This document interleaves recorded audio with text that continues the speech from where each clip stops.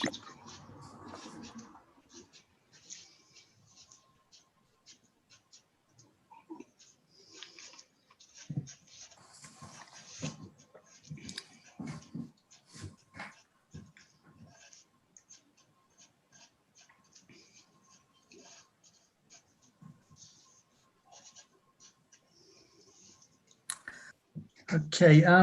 good evening, everyone. We thought we'd change the format today and start with a musical interlude. That was Vadizuke Paramilo by Panayotis Michalopoulos, music and lyrics by Yanis Papaioannou, a song quite suitable for the times.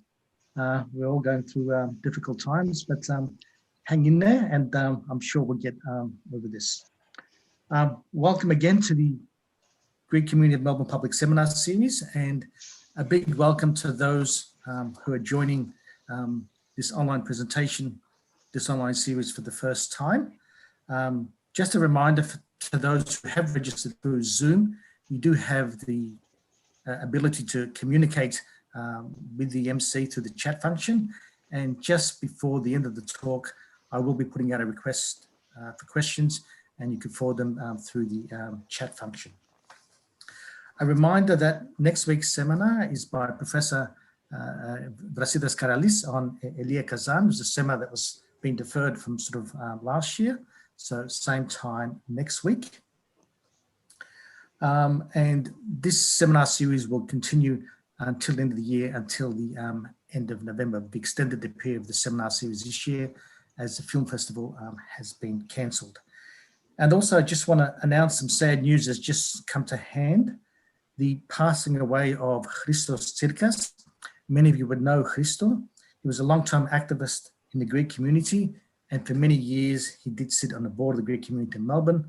He was very active in the trade union movement as an organizer with the Railways Union and the Greek ALP branches.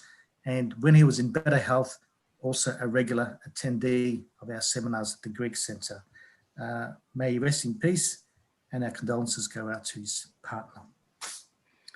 But let's move to tonight's seminar by George Mouratidis on Jack Kerouac and the Greek connection. Jack Kerouac was an American novelist of French-Canadian ancestry who, alongside William Burroughs and Allen Ginsberg, was a pioneer of the Beat Generation. The Beat Generation being a literary movement started by a group of authors whose work explored and influenced American culture and politics in the post-war era. The bulk of their work was published and popularized throughout the 1950s and had an anti-conformist and counterculture overtones. I'm sure a speaker tonight will elaborate on this. But what's the Greek connection in this? Kerouac was raised in the migrant working-class neighborhoods of Lowell in Massachusetts. In the mid-19th century, Lowell was considered the cradle of the American Industrial Revolution, as it was the first large-scale factory town in the country, bustling with textile mills. Greek immigrants have had an outsized impact on the history of Lowell in the region. They started arriving about a century ago, and Lowell hosted the largest community of Greek immigrants outside of New York and Chicago. It was the first stop in the United States for many people immigrating from Greece and became the home of many of the earliest Greek American institutions. It was Lowell where many Greeks achieved the American dream. Some prominent Greek Americans that came out of Lowell include Governor Michael Dukakis and Senator Paul Tsongas. Growing up in Lowell, Greeks were always in the life of Kerouac as friends, as neighbors, as fellow students, and life travelers. And to expand on this connection, we have with us local academic and researcher George Mouratidis with us on the other end of the line. George is a poet and Beat Generation scholar. He was born in Athens and his family moved to Australia when he was 2 years old, growing up in the migrant communities of the city's northern suburbs where he still lives and works. He earned his MA on Data and Surrealist Literature from the University of Melbourne, where he's currently completing his PhD in Literary Studies, his thesis being on the politics and poetics of the Beat Generation. He has taught cultural studies at RMIT and American literature at the University of Melbourne, while also translating works of Greek language poet Nikos Nomikos. Furthermore, he was a contributing editor of Jack Kerouac's On the Road, the original scroll, and in 2018 released his first poetry collection, Angel Frankenstein. But enough from me. I'm going to pass on the baton to George.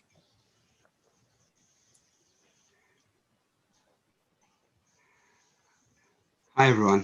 Thank you, Nick, and thanks, Costa, as well, for your technical help. Welcome, everybody. I think I'll just dive right in here and read a quote from a passage from one of Kerouac's most well-known novels, On the Road, and just to see what you guys think of it first, and then we'll elaborate on it a little further. Okay, so here we go. On the Road. We were standing on top of a hill on the beautiful sunny day in San Francisco. Our shadows fell across the sidewalk. Out of the tenement next to Camille's house filed 11 Greek men and women who instantly lined themselves up on the sunny pavement, while another backed up across the narrow street and smiled at them over a camera. We gazed at them, those ancient people who were having a wedding party for one of their daughters, probably the 1,000th in an unbroken dark generation of smiling under the sun. They were well dressed and they were strange. Dean and I might have been in Cyprus for all that. Gulls flew overhead in the sparkling air. Um, so here we kind of see that Kerouac, as Nick said, had an intimate knowledge of Greek people and Greek culture. So what this kind of shows is that he found the kind of literary value and artistic value in just depicting these everyday scenes. Now, rather than kind of playing spot the Greek with go across Kerouac's oeuvre, because there are a lot of works and there are a lot of Greeks throughout these works, what I thought to do is just to consider a few fundamental things. What was the reason for this intimate knowledge and this this sympathy for Greek culture that he seemed to have, and also how did the Greek American diaspora, specifically that of Lowell, shape his life and his work? What impact did they have on him personally and artistically? So to continue, you might think to yourself, as Nick said at the beginning, what does one of the key figures of the post-war American counterculture have in common with the working class migrant communities? Well, is he, the father of the hippies or the king of the beats, as he's well known? Is he within or without the dominant culture and national narrative and self-mythology of America? Perhaps part of the answer for that is his hometown of Lowell. Okay, well, since we're doing our talk at the Greek community, I think our focus on death would be quite apt. So here we find Jack Kerouac's grave. It says on it, John Kerouac, which was his anglicized name of his original French name, which is Jean-Louis Kerouac. So you have John Kerouac there, and he's buried with his third wife, Stella Sampus. Now, one of the most telling episode, and I mean, I chose this not just as a kind of jokey death thing, but what's with all the death, right? But it's because his funeral was quite symbolic and quite telling for his experience of America and of sort of negotiating his place both within the dominant literary culture of the time. His funeral. So he, who we see in the top left corner is Edie Parker, who was his first wife. Kerouac had 3 wives. His first wife arrived at his funeral in October 1969, and she's told this story many times, and it's almost apocryphal, that as she arrived at the funeral, she saw on the one side gathered sort of the hippies and the beatniks with their banjos and their beads, and then on the other side of the church, there were, the Greeks in their black shrouds and their worry beads and the thick stockings and the headscarves, mourning and crying, and then she didn't know where to sit. She was of WASP background, white Anglo-Saxon Protestant, so she belonged neither to the left or to the right. And this division, this kind of fundamental sort of dichotomy, really represents Kerouac's mind and his attitude. So, we see there in the photo next to her, Allen Ginsberg, the poet Allen Ginsberg, there with his Buddhist beads, right next to a photo of a Greek man that could come out from any one of our photo albums. He's got the kokoraki, he's got the black suit. And furthermore, the bottom left, you have Gregory beat poet Gregory Corso there with Kerouac, and then the other photo is you get a sense of the scene and the division in the scene. So just this fundamental dualism really sort of was the impetus for him to attempt to kind of find a way not to reconcile the two parts of his life, but somehow to create a voice for them to coexist. So Stella Sampus, a little bit about her. That was his third wife. There she is over there in the blue, and the old photo up there, I think that was her passport photo, there with the glasses. And underneath Stella there we have a photo of, how did it get there? Spanakopita, which apparently Kerouac was very partial to his mother-in-law, Spanakopita. So here we go to just to the right of Kerouac is another grave of Sebastian Sampus. Now, the Sampas family, with whom Kerouac had a long association, their real name was Sampatakakis. I believe they were either from Sparta or from Crete originally, and they arrived in Lowell around the same time as Kerouac's family, which is the turn of the 20th century. Now, note the date of his death is 1944, because this will figure more in our story a little later. But suffice it to say that Kerouac is buried right next to someone who was his soulmate, his best friend, and was indeed his first literary confidant. And quite often, as the famous photo that began this whole seminar of Jack Kerouac and Neil Cassidy, the two of them. Neil Cassidy seems to get the lion's share of the attention for being Kerouac's companion, but before Neil, before the Beats, there was Sebastian, and this is mainly who I'm going to be focusing on in this seminar. Now, just to, again, what's with all the death? It's this this thing of the encroaching sense of mortality, loss and ephemerality really affected Kerouac. He was haunted all his life by people that had passed away, and passed away quite early. Now, the one that is spoken about most in his life was the death of his older brother, Gerard. Now, Gerard passed away when Kerouac was only 4 years old. Gerard was 4 years older than him. He died in 1926.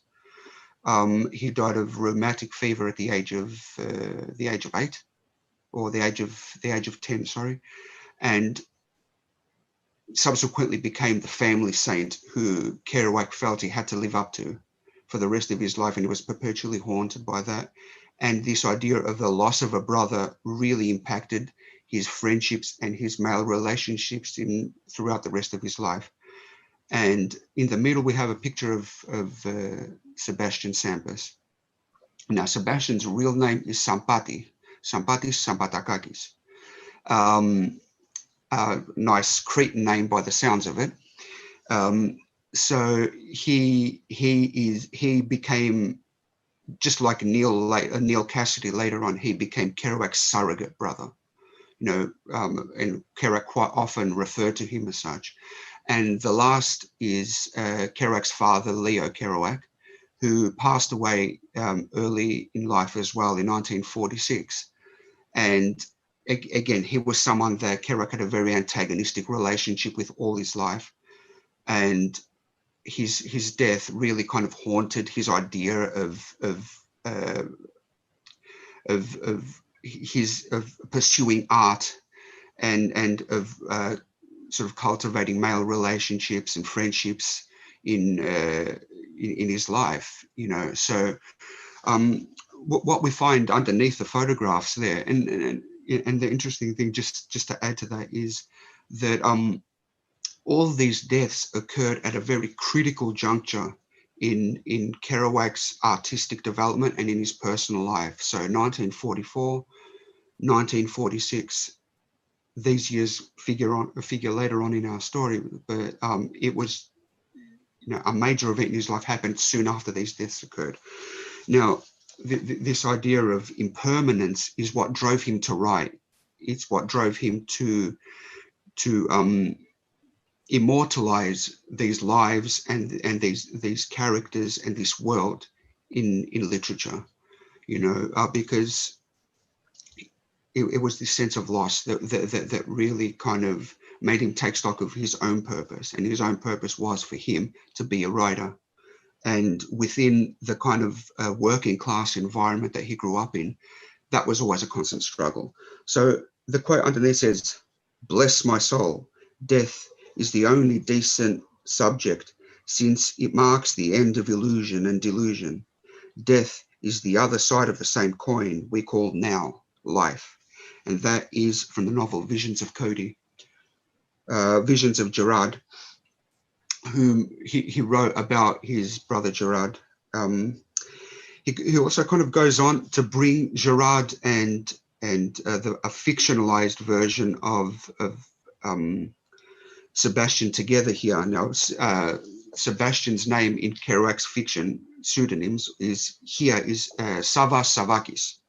So it was only many years later, when I met and understood Savas Savakis, that I recall the definite and immortal idealism which had been imparted me by my holy brother, and even later with a discovery of Buddhism, which is awakenedhood, amazed recollection that from the very beginning that I, whoever I or wherever I was, that I was destined indeed to meet, learn, understand Gerard and Savas and the Blessed Lord Buddha.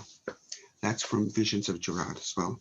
So we continue to just look at this idea of dualism again in his life and work. Now, this is really where death really figures significantly. The destabilizing effect of World War II had a profound effect on Kerouac, really sort of cleaving his. It was like a fault line running through his life, and it separated almost his youth from, which was in some ways, although it was sort of, you know, a sort of peasant upbringing, rather idyllic, it cleaved his youth from the kind of uncertainty and the sort of destabilizing effects of the post-war period in America. Even though it was sort of like a prominent, sort of like a time for sort of an industrial boom and everything, that rapid urbanization that followed the war really alienated communities like working class communities like Lowell. So you have these fundamental divisions in his life. You have the pre-war America and the post-war America, you know, where you have also the kind of the fundamental differences here between he was, you know, bilingualism was also an important part of his life. So this dualism reflects, you know, also in the way that he approached writing and approached language. So bilingualism being his, you know, his French Canadian upbringing, which they didn't speak sort of formal French at home, but they spoke a kind of French Canadian sort of Quebecois patois called joual. So there was a sort of not a conflict, but a kind of dialectic between the oral and the written word. And also you kind of have this kind of idea that, you know, with language and sort of the understanding of the world that you live in, that it helps negotiate. The ideas of class and of ethnicity are really sort of tied to that quite strongly. Now, I think the regarding language, the comments of a Kerouac scholar, I think, are quite apt here, and it's the quote on the right, which I'll read out. For Kerouac, French was not only sound and gesture, but also the language of family, storytelling, and the child's sense of his neighborhood community. English was not only the language of reading and writing, but also the language of success beyond the community, of serious literature and career. It was the language of the city, of New York, of Lionel Trilling's Columbia. Now, Lionel Trilling, of course, was one of the prominent literary critics and intellectuals of the 1940s and 1950s. English was you know, it represented all of those things. It really represented the urbanization. Now, the experimental turn that his work took with novels such as Visions of Cory, where he took a more spontaneous approach, really attempted and was really a product of the collision between the oral and the written. So we kind of have an indication here of what that would look like. So here's an excerpt of Visions of Cory, where here is Kerouac, who didn't speak a word of English until he was 6 years old, which is almost, you know, a common experience among many migrants, you know, who were either born here or came here very young, that they, you know, speak the language of home, and that is your most intimate self and most intimate soul. So when he's coming in to do this great masterwork, which, I mean, for my money, Visions of Cory is his masterpiece. You have here, he's proceeding to describe his description of Cory, which is the pseudonym for Neil Cassidy, and this kind of symbol of Kerouac's romantic vision of America. Where he begins, and then he has the page literally splits in half. You know, he cleaves it in half to kind of show his divided identity. On the one side you have the French, which he writes with first, and then what he does is he doesn't translate it, but he transliterates the French that he writes. So the English seems to be not quite right. Something is missing. So it's just putting English words to what his true feelings sound like, or what his true thoughts sound like. And this for I mean, you know, you can understand when they made the rounds of publishers in the 1950s, this novel was universally rejected because he was so radical for that time. It wasn't published until 1972, although it was written in 1951. Anyway, so that's sort of the topic of dualism for the moment. And it's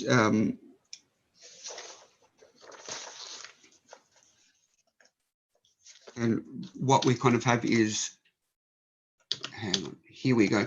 This idea of division. I mean, these ideas of split, of duality, of ambivalence, of inner conflict, which in many ways is a kind of fundamental characteristic of the migrant experience, that you are divided between home and your homeland and your new home. You are this split is replete. There are images of this throughout Kerouac's novels. You know, whether it is sort of, you know, cutting a photograph of himself in half, you know, quite literally, or something like this. This is from On the Road Again. I woke up as the sun was reddening, and that was the one distinct time in my life, the strangest moment of all, when I didn't know who I was. I was far away from home, haunted and tired from travel. I wasn't scared. I was just somebody else, some stranger, and my whole life was a haunted life, the life of a ghost. I was halfway across America at the dividing line between the east of my youth and the west of my future.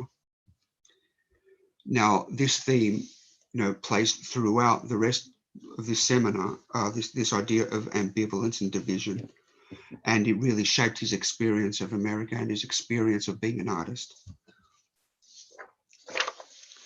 So, where does this road lead? It leads to Lowell. Now, here are some photos of Lowell during the 1930s and 1940s when Kerouac was kicking it with Sebastian. You have here a photo of the mills in the top left corner. The mills it was part of the Industrial Revolution in America, but by the turn of the century, when a lot of immigrants had come to Lowell to settle, to work, the mills kind of started slowing down around World War I, and shut. Most of them had shut by the 1920s. So by the time Kerouac was born, all the mills were abandoned, and it was a town that was in economic depression. So some of the other communities that grew up in that settled in Lowell, it was one of the first sort of waves of migration came from Ireland after the potato famine in the 1830s, and actually helped build the city and helped build these factories, the textile factories, for which the town was known. Later on in the 1870s and 80s came the French Canadian by way of Quebec usually, or other states such as New Hampshire, in Nashua, in New Hampshire, which had a huge French Canadian population, and that's where the Kerouacs were originally from as well, from Quebec by way of New Hampshire. So here we have, we also have a big Polish population during that time, and also Greeks who came around the turn of the century, and are still one of the largest ethnic communities in Lowell today. And I was, one prominent scholar of Kerouac and Daulas said to really get into the heart and soul of Kerouac as a character and his work is you have to go to Lowell, and I mean, I've been lucky enough to go there twice, and it's true. I mean, you really understand what he was writing about and where he was coming from, because Lowell reminded me of where I grew up, which was in Thomastown. And it feels like Yarraville, or it feels like Braybrook, or it feels like, Broadmeadows, like sort of, industrial working class migrant towns. And so you have here the Merrimack River that figures a lot in Kerouac's writing. This is the Great Flood of 1937 that he writes about in the novel Dr. Sachs. And then you have some street here. You have Main Street there as well from the 1940s. So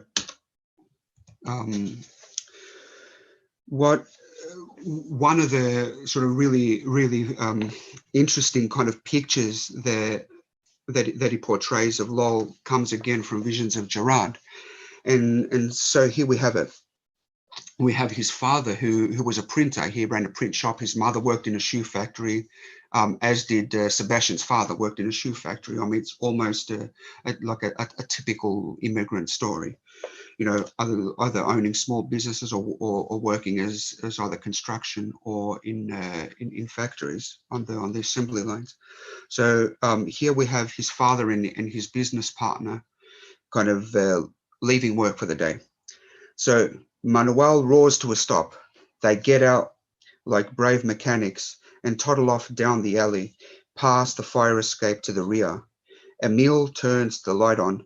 You see the grease, the hard paper, the plan, the piles of gloomy sheets, the paper cutter, the roll trucks, the inky shadows, rolls, rag cans, inks, long, sad, stained pinks and planks on the floor leading to the back entrance, which fronts Market Street, where the great coffee shops show dismal card games and, check this out, barbuti, dice games going on in green interiors among gloomy men in black, the long lost sad scenes of Lowell.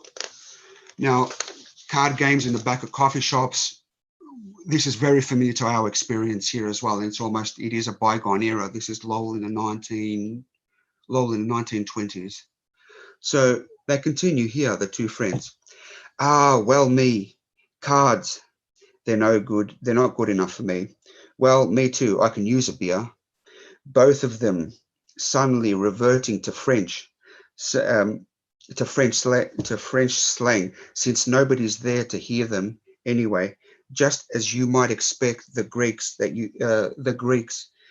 you could see across the way through the great dirty wire windows, breaking from their usual Greek to talk some English for the benefit of business there. Ska, ta, la, pa, ta, wa, ya.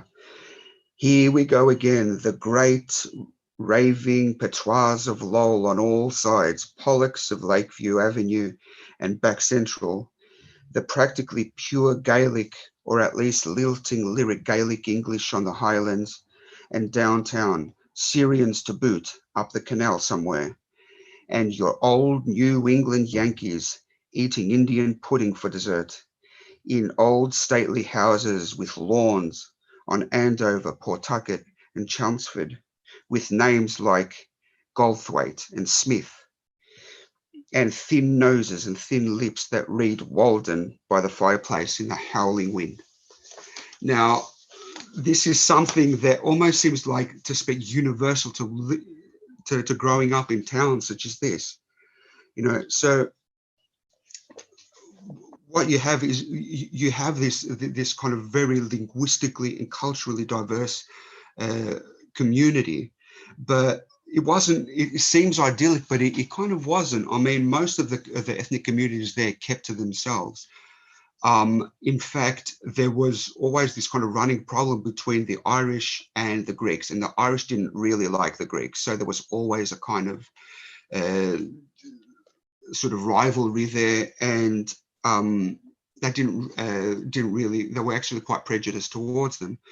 But one thing that really helped to, I mean, this didn't really affect Kerouac or his friends, as we see, that here we go, we have the Young Prometheans. The Young Prometheans, this is way before the Beat Generation or the San Francisco Renaissance or any kind of avant-garde group. We have the example here in Lowell of a bunch of friends who are interested in art and literature getting together, and it kind of transcends these rivalries. So, we see here in the bottom right corner, his Pawtucketville gang, which is his boyhood gang, that he kind of, his posse that he ran with from when he was a little kid. You have George Apostolos, you have Billy Chandler, you have Scotty Beaulieu, you have Roland Salvas, and then you also have he was part of that group, but he was also part of the Young Prometheans. Now, the Young Prometheans was sort of started by Sebastian Sampus. What he thought to do was just to kind of gather people that were not just interested in literature, but interested in changing the world. They were very idealistic, and each of them had a particular strength. They spoke about politics and history, philosophy, but mainly focused on literature and art. Now, Sebastian was much more interested in drama and in theatre, and he wanted to be a famous actor. Kerouac, whose reputation had preceded him for Sebastian, was perfect for the group because he was dedicated to writing. And I mean, in fact, by his early 20s, he boasted that he'd written more than 1 million words. But by that time, he was well on his way. But these two groups kind of represented something for Kerouac that again, we go back to this ambivalence and this dualism. You have these two versions of things, where you have on the one hand kind of something that is quite intellectual, aesthetic, artistic, and on the other side you have the boy gang, you know. And Kerouac didn't belong to either one completely. He belonged to both simultaneously, and Sebastian was the one who kind of drew him more towards the artistic, you know. And so he in the notes of one of his early novels called The Sea's My Brother, which came out in 2012. I mean, they found the manuscript, and it was a long lost novel, and it came out in 2012. And he writes, all my youth, I stood holding two ends of a rope, trying to bring both ends together in order to tie them. Sebastian was on the one end and on the other, and the boy gang was on the other. And beyond both of them lay the divergent world of my dual mind. Similarly, in a letter to GJ, Apostolos, that was a letter to GJ. Here we have a photo of him from maybe early 40s during the war, World War II. Now, as he was, Kerouac then was in the Merchant Marine, so The Sea's My Brother, he kind of wrote that around this time as well. And in his notes he writes, soon I knew I was too old to persist in my boyhood ways. Reluctantly, I gave it up.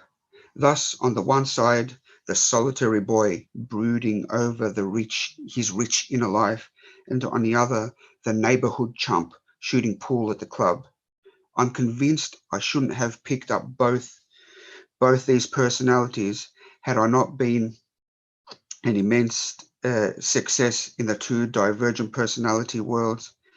It is a rare enough occurrence, and none of the Prometheans seems to have these two temperaments, save perhaps George Constantinidis. Now, like just to kind of go back to the Prometheans, you notice that in the list there is the VP next to some initials. Now, the Prometheans weren't the only group. This group also kind of had sort of some subgroups. VP was the variety players, they were called, and it was a theatre group, once again started by Sebastian, who wrote some plays.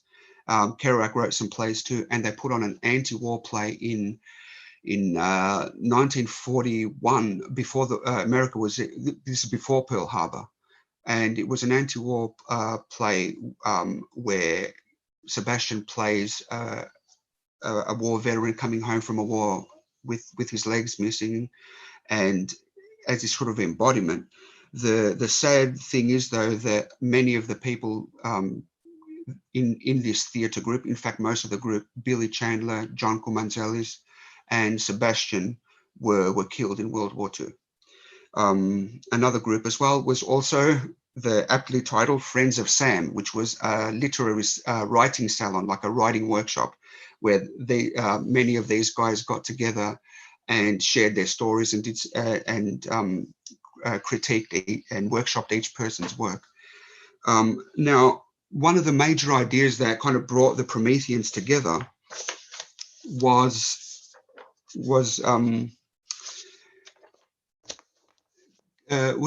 kind of this idea of the brotherhood of man. Now this is something that really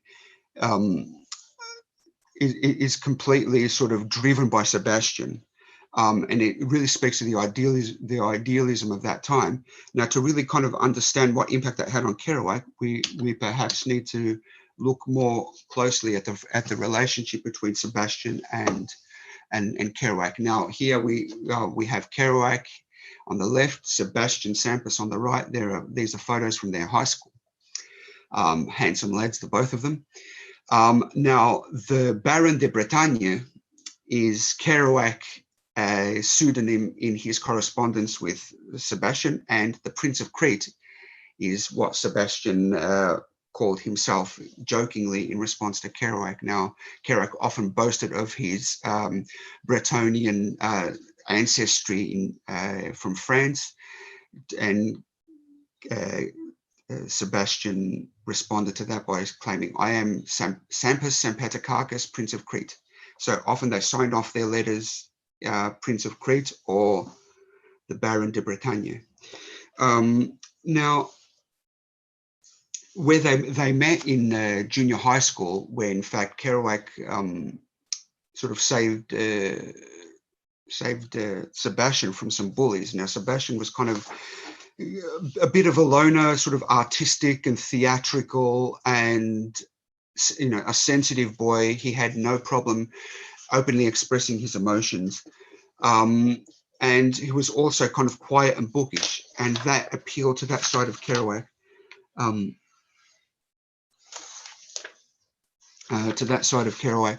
So yeah, I mean, part of this brotherhood of man idea that kind of came from him was his literary influence. So what his literary influence on Kerouac was, more than just this kind of personal thing, was it influenced his idea of writing. So it was Sebastian who first turned him on to the works of James Joyce or John Dos Passos, ideas of spontaneity and of sort of bricolage and sort of journalistic realism. Albert Halper, who was also kind of an idealist at that time, who was a realist novelist that was very popular among the kind of the progressive left, old left of the 1930s and 40s, that sort of disappeared in the 1950s, sort of Cold War. And the most popular, of course, was he introduced him to William Saroyan, and William Saroyan and Thomas Wolfe. Now, Thomas Wolfe's Look Homeward Angel was almost a kind of a spiritual predecessor to On the Road. It's a young protagonist travel across America, but he views America through the window of a train.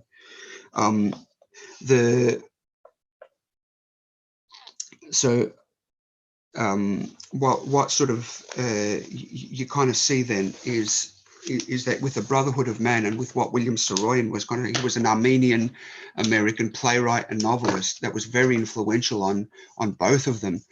And I think perhaps to really kind of get to the soul of it, he too was a migrant, a second generation migrant. He was a second generation migrant.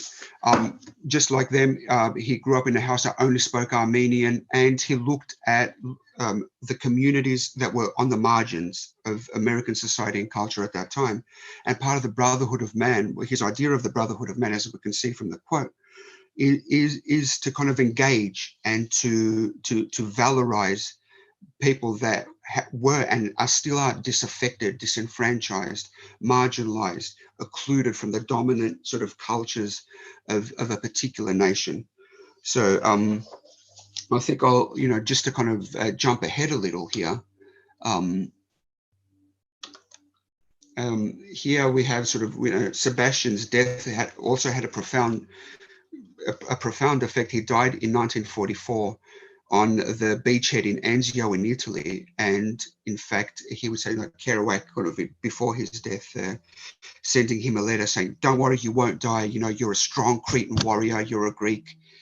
Everything will be okay." However, that's an acetate from the USO office that of his voice that Sebastian sent to him as a letter. It was one of his last communications with him. And here's a letter that Kerouac wrote to Sebastian. Now, where he wrote to Sebastian, I won't sort of go into it, but what we have here again is he begins to, and this is a letter, of course, that he never ended up sending to him.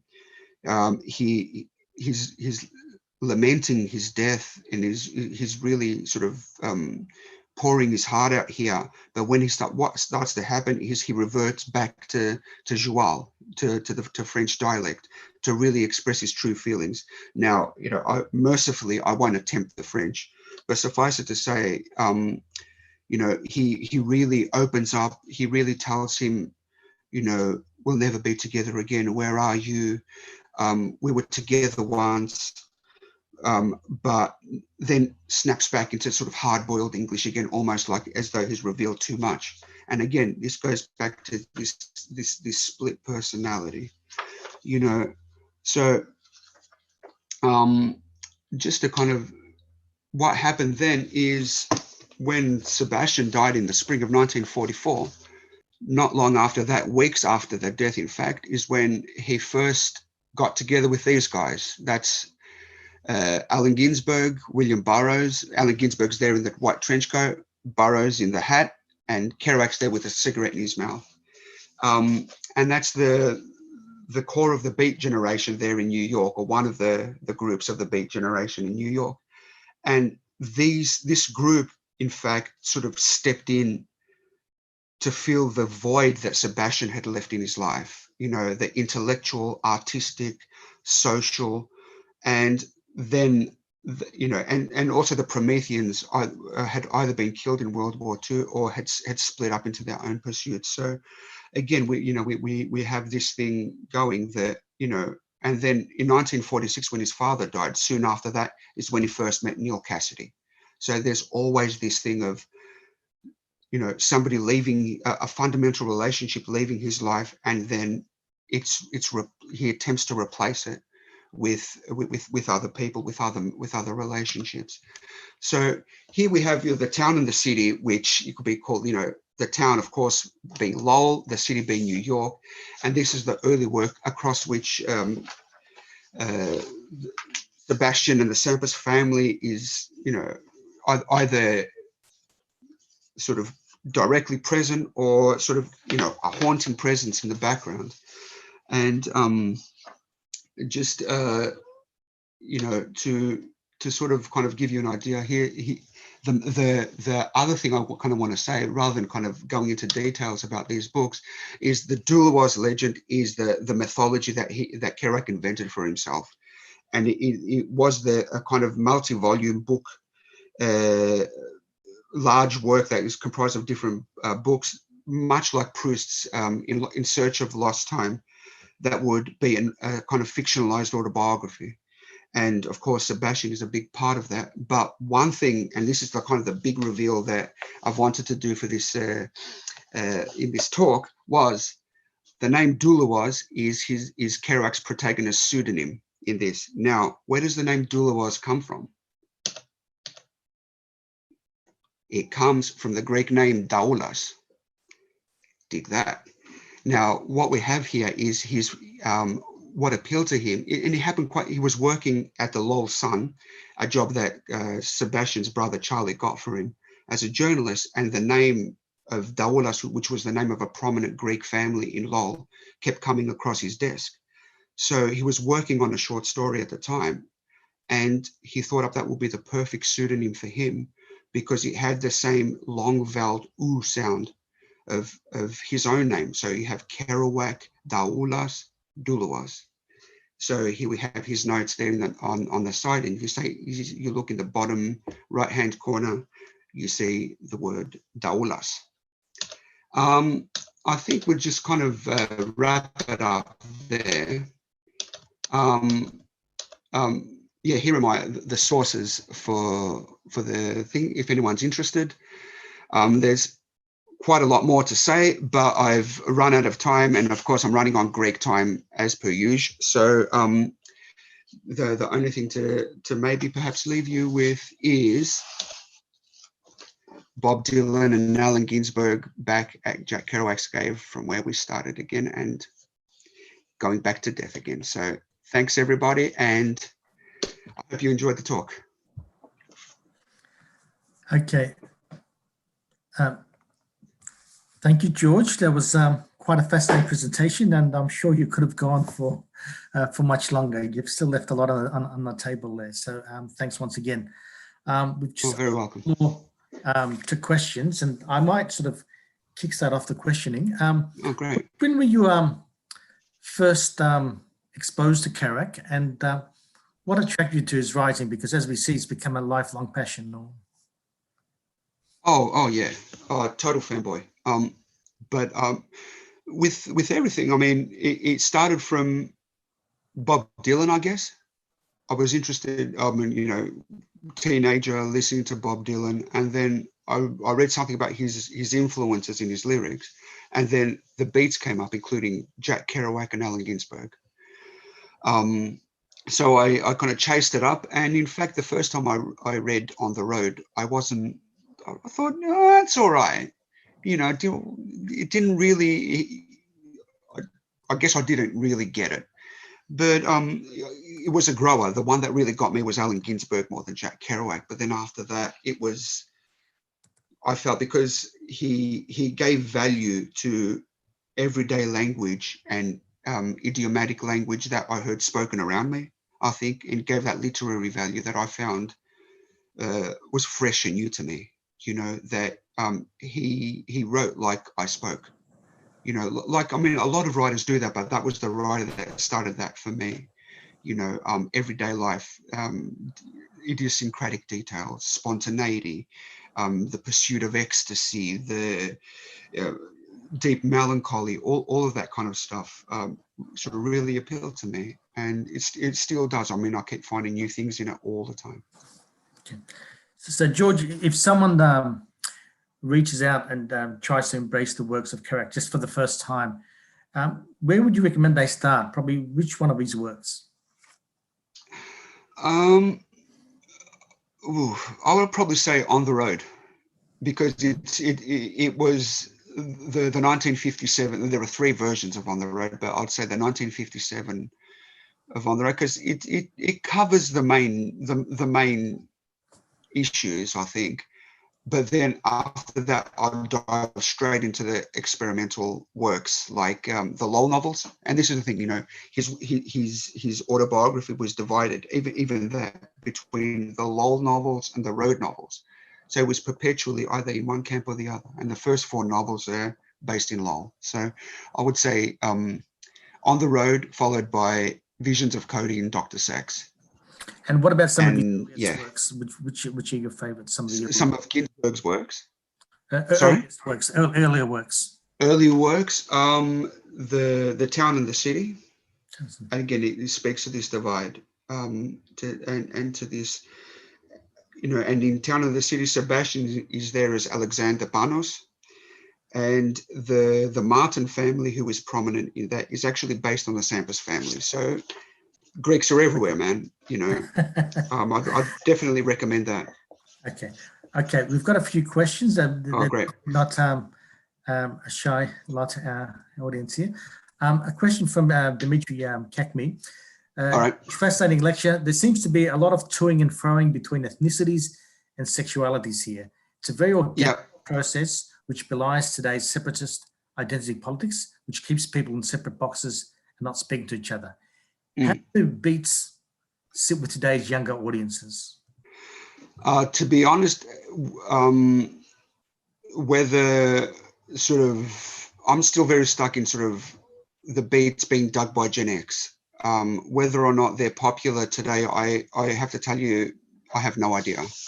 The Kerouac still sells. I mean, his, you know, On the Road is, you know, and Naked Lunch, William Burroughs' Naked Lunch, is still one of the most stolen books next to the Bible, you know, from bookshops. So people still dig it, I guess. But in terms of the politics, I think there is a lot there. There is a lot, and it's only been sort of skirted around or not really discussed. You know, I think.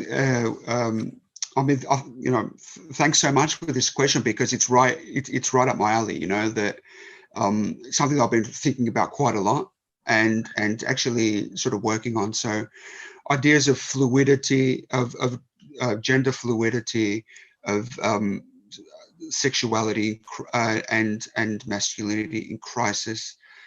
All these things, they're very, very relevant today. As to there is some work on it, but I think still a lot more work needs to be done in relation to the beats and their literature. We have a question here from Petros. How do you think Kerouac's Catholic upbringing affected the spiritual path he took? Oh, fundamentally. Especially his move towards Buddhism. Well, we have to understand that his Catholicism never left him. His view of Buddhism was through a Catholic lens. The Buddha of infinite compassion was for him part and parcel with Christ of the Sacred Heart. So it was a version of Buddhism for him. He studied it, very intently and practiced it. I mean, he was, especially in the mid 1950s, he was a big student. But his Catholicism never left him. It was sort of there, either sort of on the periphery of his Buddhist practice, or Buddhism was on the periphery of his Catholic practice. I mean, he certainly had a Catholic funeral, and he continued to go to church. And his even towards the end, his writing room was quite almost like that of a monk. He had a crucifix above his desk, and he had, a statue of the Bodhisattva, infinite compassion, next to it. So I think they were sort of hand in hand for him. Okay, question from Elias. What happened to the Beat generation, and what was their legacy?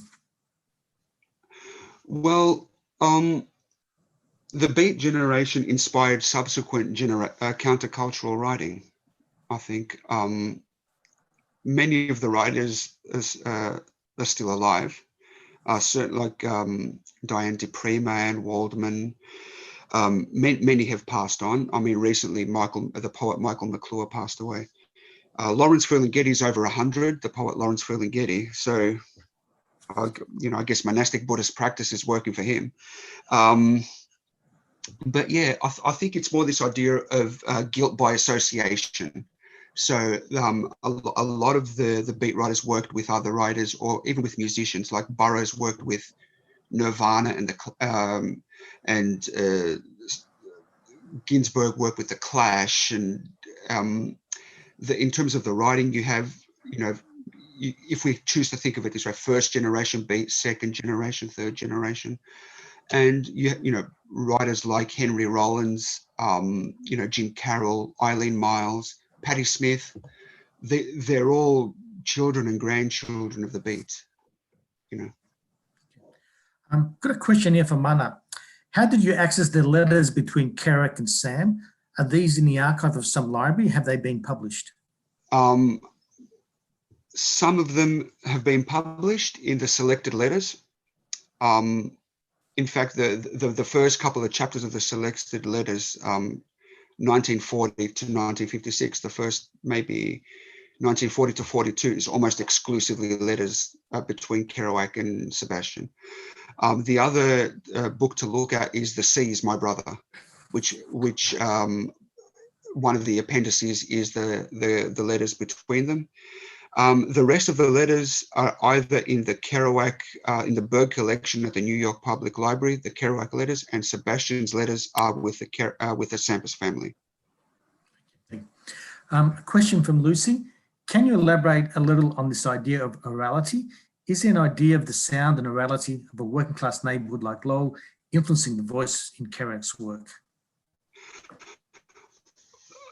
Fundamentally, the idea of virality is sort of tied deeply to the idea of storytelling. I mean, if we think of our experience, I mean, the first thing you hear, your parents and your grandparents, people kind of telling you anecdotes, what happened, how they speak it, and especially if you don't speak English. I mean, this was certainly my experience. I didn't speak English until I went to kindergarten, so it affects the way that you look at the function of English if you come from a very heavily oral background,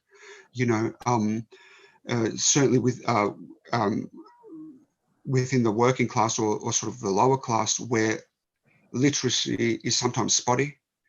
or incomplete orality tends to take over, and with Kerouac, the orality, the influence of the sound of language, different languages. I mean, you know, he doesn't understand Greek, but he sounded it out.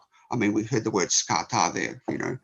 So, you know, that also came through this idea of transcription. He'll transcribe sounds, and the sound of language, the sound of the sea that we got in his novel Big Sur, and also the sound of jazz. You know, that he wanted to write the way Charlie Parker played, the bebop music Charlie Parker played. So that's certainly tied in with the idea of orality. And if you dig sort of oral literature or literature of orality and sound, Kerouac's Old Angel Midnight, which is just a transcription of sound, I highly recommend. Okay, George, we'll close proceedings with one final question. Sure. Do you think the Kerouac and the Beat generation is still adored and fascinating because they're one generation that is no longer present in society today, given that most of them have passed away? I mean, the answer is similar to that of Ilya's question. I mean, the moment you freeze something in time, it dies, you know. So a lot of material of the Beat generation, new material, certainly of Kerouac, is still being published. You know, the long lost novella, or here's something he wrote, you know, that we found in his desk or something like that. That stuff is published, but maybe because he's a popular writer. Other lesser known Beat writers, I mean, they never really sold to begin with. You know, they weren't that popular in terms of, you know, their literature. They were popular. I guess they had their moments in the sun as a subculture, as in a kind of pop culture fad in the 50s with sort of beatniks and all that kind of stuff, and kind of coming onto the hippies in the 60s. But again, it's just this idea of influence, that where this idea of, and the Beats themselves were grandchildren of Walt Whitman, you know, great grandchildren of writers like Walt Whitman, or you know, children of William Carlos Williams and other writers that they dug, you know, Herman Melville, the Romantic poets. I mean, it's not this sort of monolithic thing. It's quite fluid, and it has a before and it has an after. So, you know, the Beat writers, if you will, the Beat literature continues today, I guess, in its influence, you know, just as other literary movements have.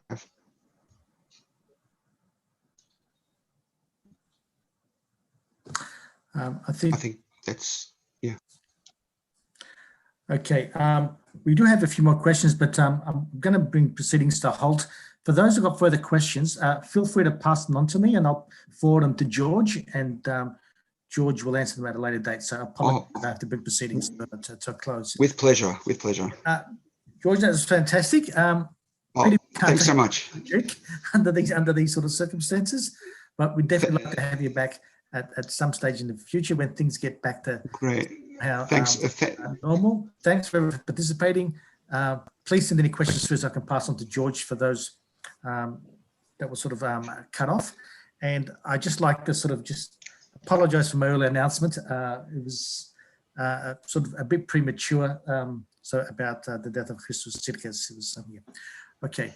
Thanks very much, and I hope to thank you. Yeah, but I see this is lecture on Ilya Kazan. Thanks everyone. Right. Thank you, Nick.